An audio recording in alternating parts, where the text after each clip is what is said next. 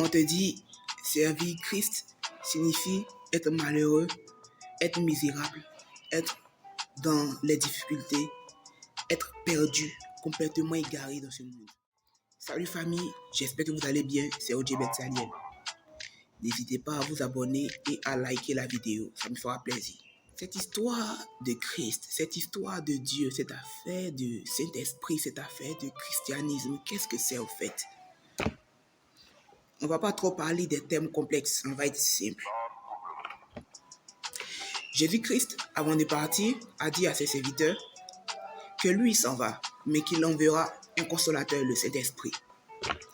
Mon frère et ma soeur, pour faire simple, tu ne peux pas être chrétien par ta propre force. Tu ne peux pas être chrétien par ta propre capacité. Tu dois demander à être rempli de l'Esprit de Dieu.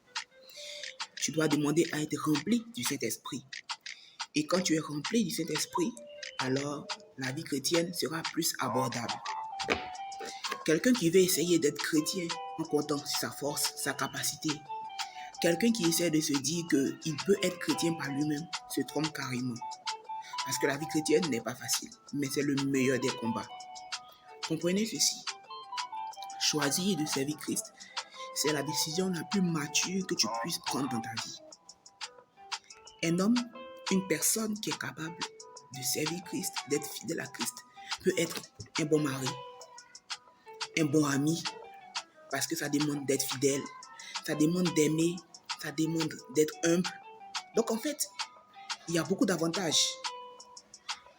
Pour résumer donc, je dirais que cette histoire d'être chrétien, ça ne se résume pas à toi. Tu dois demander à Dieu de te remplir de son esprit.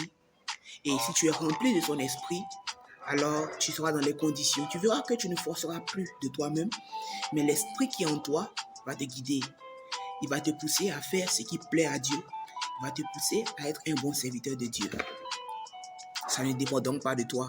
Ça dépend de l'Esprit Saint que tu mets en toi. Mais pour le faire, tu dois te mettre dans certaines conditions.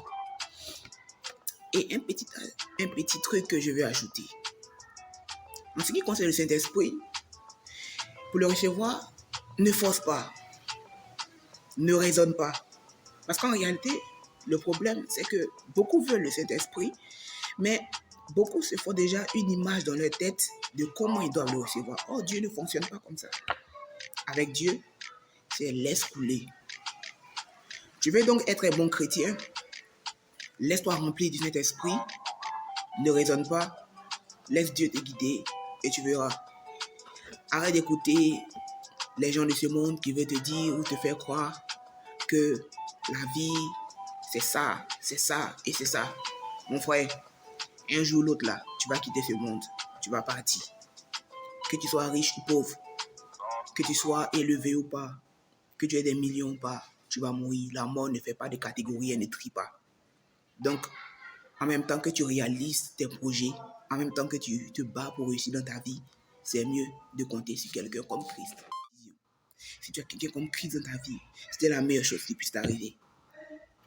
Sur ce, prends soin de toi. C'est ce que je voulais partager avec vous cet après-midi.